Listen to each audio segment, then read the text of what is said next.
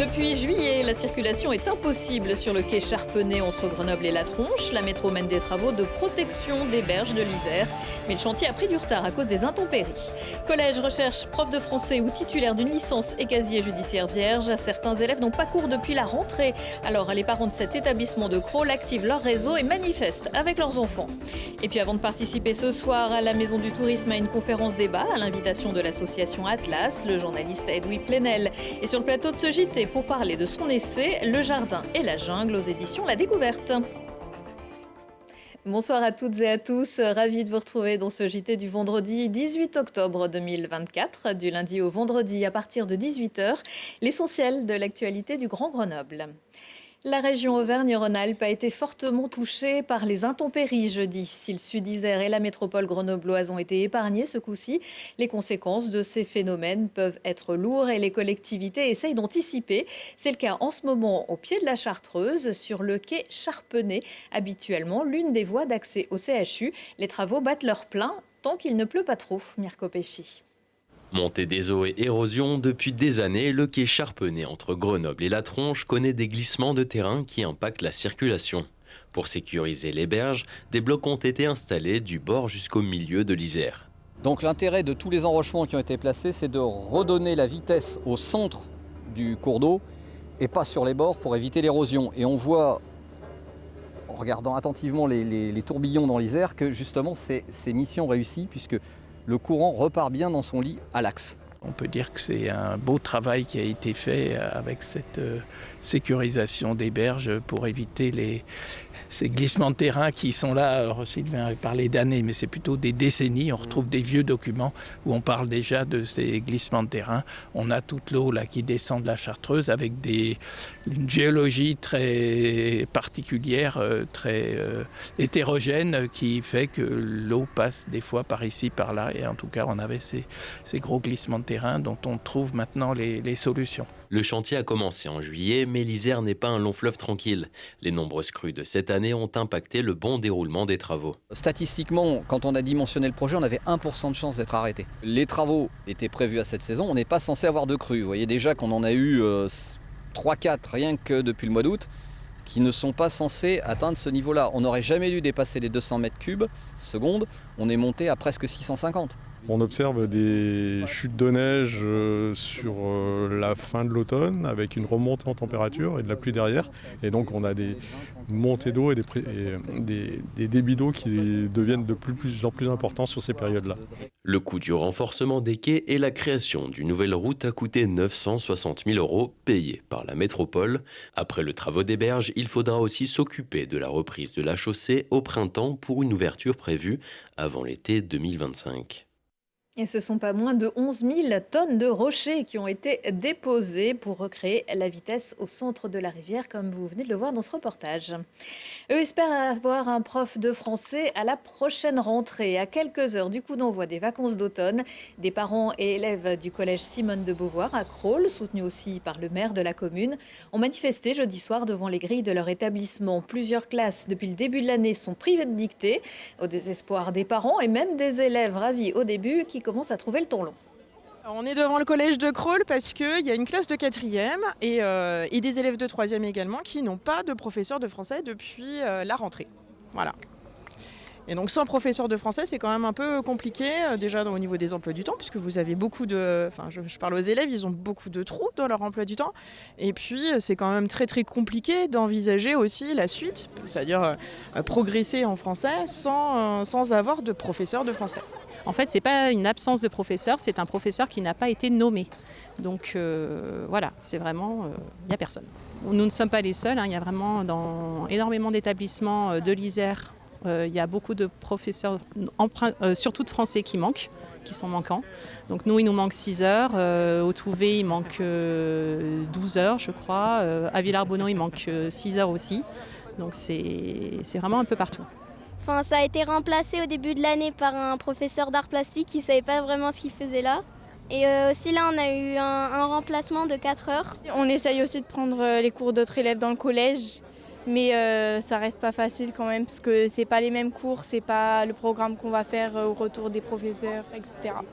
aucune solution. Donc nous, on va s'atteler dès ce week-end à mettre une annonce sur nos réseaux pour voilà, la banderole qui est affichée, un collège recherche prof de français.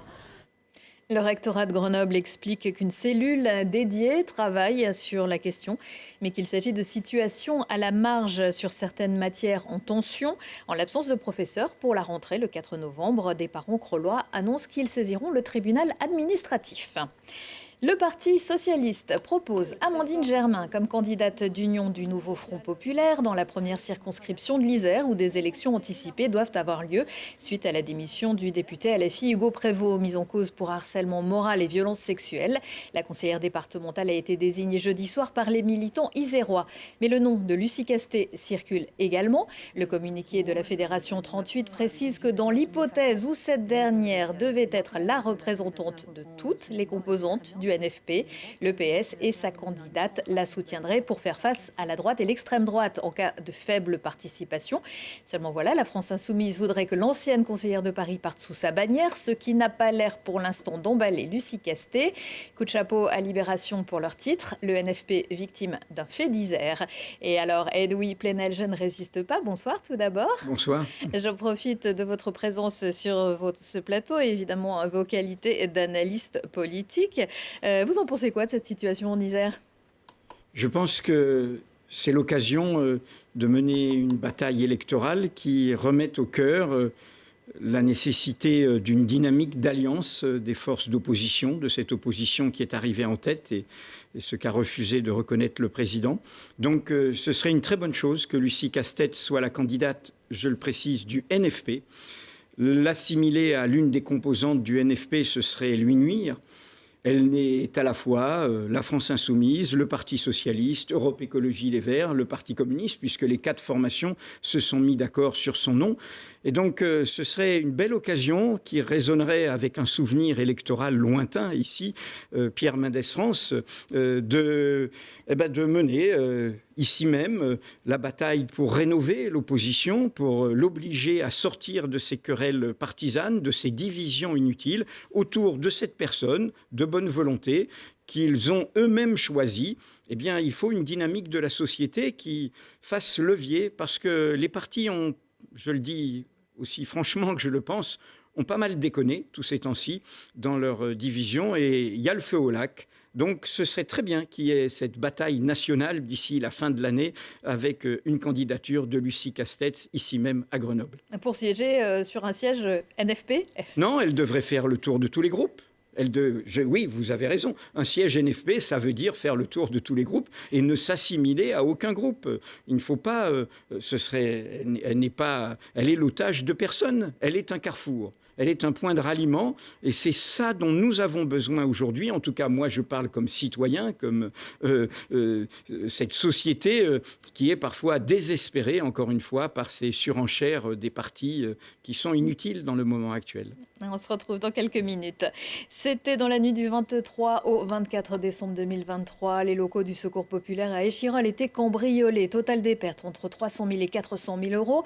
Le chef étoilé grenoblois Stéphane Froidevaux a décidé de participer à l'élan de solidarité qui s'est mis en place ces derniers mois, pas en fournissant des repas gastronomiques, mais en demandant un coup de main à ses clients. Et jeudi soir, dans son restaurant du Fontaine-la-Tour, il a pu remettre un chèque au directeur du Secours populaire de l'Isère.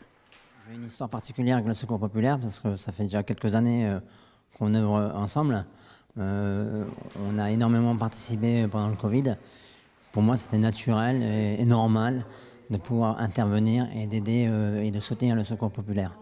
Donc c'est vrai qu'on a mis en place 1 euro retiré sur chaque menu pendant un certain nombre de jours et de services.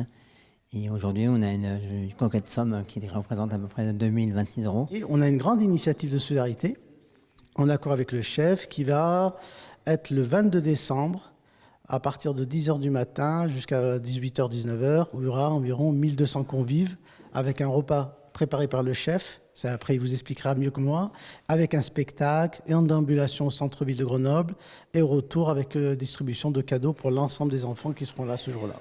On vient de recevoir le chèque remis par le chef à l'instant. Si on disait une participation pour un repas chef étoilé par la matière première, en gros on estime c'est entre 30 et 50 € entre les logistiques et les spectacles. Hein. Ça correspond à peu près à 40 à 50 familles qui peuvent être invitées déjà. Et si on peut faire rayonner un menu, un soir de Noël, avec des jolis produits, parce qu'on va sûrement travailler du foie gras, une jolie volaille pour Noël.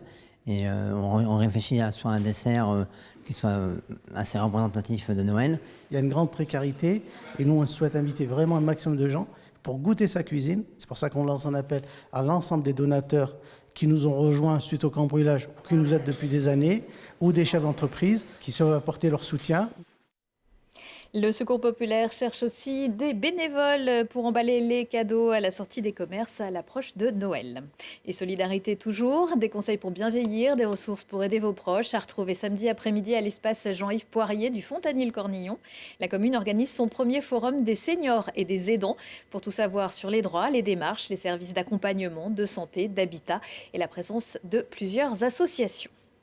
Il faut cultiver notre jardin, faisait dire Voltaire à Candide, être prêt à s'améliorer sans cesse, à élever son esprit. C'est ce qu'on va essayer de faire avec vous, Edoui Plenel. Rebonsoir. Bonsoir. Alors pour les gens qui ne vous connaissent pas, vous êtes journaliste, vous êtes cofondateur de Mediapart. Vous êtes à Grenoble à l'invitation de l'association Atlas et de Attaque. Atlas, c'est tisser les liens d'amitié solidaire. Vous participez à une conférence débat ce vendredi à 18h30 à la Maison du Tourisme. Et vous venez de publier aux éditions La Découverte cet essai, Le jardin et la jungle.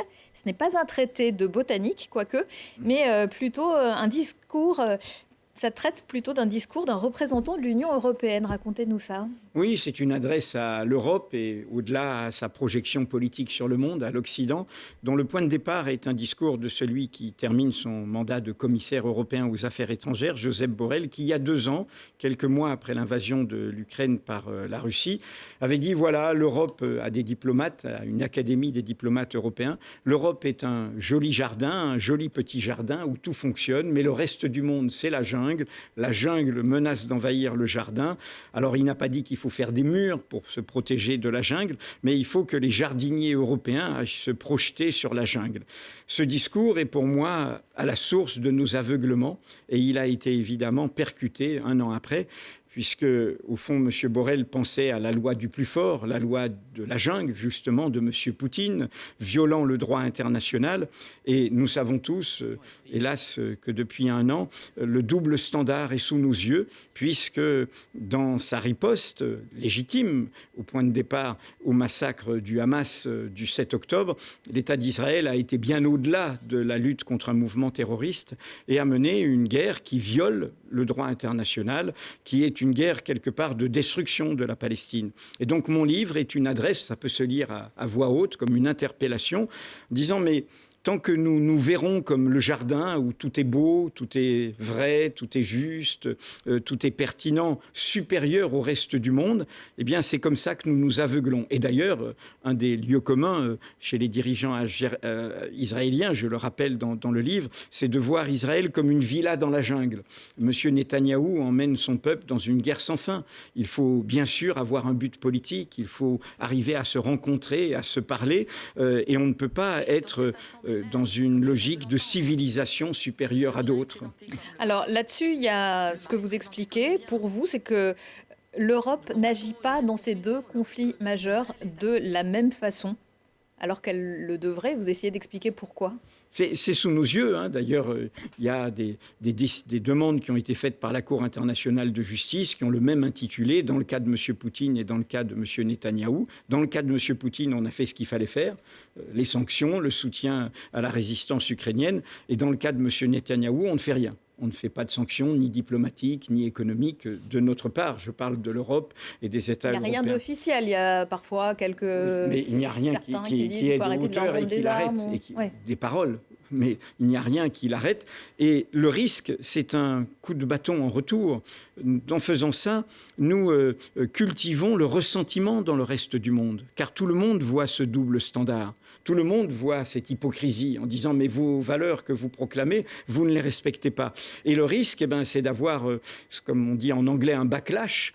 D'ailleurs, nous avons connu ça. Les États-Unis ont été dans le même aveuglement après les attentats du 11 septembre qu'ils ont ressenti, comme les Israéliens le 7 octobre 2023, comme une menace existentielle. Du coup, ils sont partis dans une guerre qui était à côté de la plaque. L'Irak n'avait rien à voir avec Al-Qaïda. Ils ont détruit un pays, détruit une région. Du coup, on a eu pire qu'Al-Qaïda, on a eu l'État islamique, et du coup, on a un Iran qui, du coup, comme puissance, a étendu ses relais dans la région, et puis surtout, nous-mêmes, en Europe, nous avons eu des attentats. Et donc, on ne peut pas, dans notre monde interdépendant, il n'y a qu'une boussole. Il n'y a qu'une boussole, aussi bien dans nos nations qu'à l'échelle du monde, et c'est tout le thème du livre, la boussole de l'égalité. L'égalité. Et le droit international, c'est l'égalité entre les peuples, entre les nations et entre les États. Agir pour l'Europe, ça lui permettrait de retrouver un peu d'humanité ? Ce que vous appelez l'égalité des droits, justement. Il faudrait qu'elle sorte de cette logique de puissance. Et vous voyez bien que ça n'en prend pas le chemin, puisque la nouvelle composition de la Commission, autour de l'actuelle présidente de la Commission, Madame von der Leyen, elle est dans cette logique d'Europe forteresse. Elle donne la main à cette logique d'une Europe qui se ferme au monde, car derrière tout cela, il y a aussi quelle est la relation à ceux qui frappent à notre porte, aux demandeurs de refuge, aux chercheurs de rêve, comme je préfère les appeler, plutôt que de parler d'une crise migratoire. Nous savons accueillir. La crise, elle est de l'accueil. Il faut la volonté. Nous savons bien que nous sommes des pays vieillissants. Nous avons besoin de cette jeunesse. Ce n'est pas la misère du monde qui frappe à nos portes. Et puis, nous avons besoin aussi d'avoir, et ça rejoint les enjeux écologiques, c'est la fin de mon livre. Albert Camus fait dire à son père dans un roman posthume, un homme ça s'empêche. Nous avons besoin d'une politique qui soit à l'image de cela. Ne pas être dans l'abus de pouvoir par rapport à la démocratie, ne pas être dans le no-limit de l'extractivisme par rapport aux énergies fossiles, ne pas être dans l'absence de limite de la puissance qui crée des morts, qui crée des crimes contre l'humanité, des crimes, voire des crimes de génocide. Et je dirais même, et nous le vivons tous aujourd'hui, savoir s'empêcher, y compris dans les relations entre nous. Le genre que je représente est mis en cause, et à juste titre, par MeToo, par son indifférence à sa propre prédation. Le procès des viols de Mazan le met sous les yeux de tout le monde, ça arrive dans tous les milieux. Donc nous avons des millénaires de ne pas s'empêcher. Et donc je dis à la fin du livre que nous devrions nous rassembler tous autour de ces causes communes de l'égalité contre ce qui nous menace, qui est l'illimitisme de notre puissance. Nous sommes très intelligents, nous avons des gros cerveaux, mais nous faisons beaucoup de dégâts. Et donc, nous devons prendre soin. Vous avez parlé dans votre journal des dégâts climatiques. Ils sont là. Ce monde est fragile. Ce monde est incertain. Et donc, nous devons avoir une politique de précaution plutôt qu'une politique de prétention. Merci beaucoup, Edoui Plenel. Dans l'agenda, un professionnel de la finance et humoriste. Je vous vois venir, mais c'est pas lui. Ancien directeur d'un fonds d'investissement à Lyon, Jean-Michel Rallet est désormais humoriste. La preuve samedi à 20h30 à l'Oriel de Vars dans son spectacle Changement de vie involontaire. Il aborde des thèmes comme les excès de la finance, le pouvoir, l'injustice sociale, la malbouffe ou le déterminisme social. Vous avez beaucoup de points communs peut-être avec lui, Edoui Plenel. Envolez-vous dimanche soir sur Télé Grenoble avec les diffusions de 4 films lauréats des derniers Icars du cinéma. Des aventures variées, exceptionnelles, entre parapente de vitesse, entre deux falaises, traversée de l'arc alpin, entre marche et vol accompagné de grimpeurs, des cascades aériennes de haute volée ou un périple en solo à travers le Tadjikistan, le Pakistan, l'Inde et le Népal. Et puis aujourd'hui, dans Si on parlait avec Lucille Dailly, 3 rencontres au sommet. Jean-Marc Rochette, peintre, illustrateur, montagnard, qui nous ouvre les portes de sa galerie qu'il vient d'ouvrir à Grenoble. Jean-Louis Michaud, ancien tireur d'élite au sein des chasseurs alpins, médaillé de bronze 2011 en tir parasportif, nous raconte comment le sport a transformé sa vie. Et puis Patrick Seria, champion paralympique de cyclisme, 3 fois médaillé à Atlanta, Sydney, Athènes, porteur de la flamme à Paris, prolonge son aventure par la transmission des valeurs du sport. Retour de l'actu dans 1 heure et en replay sur télégrenoble.net. La météo dans un instant. Belle soirée et excellent week-end à tous.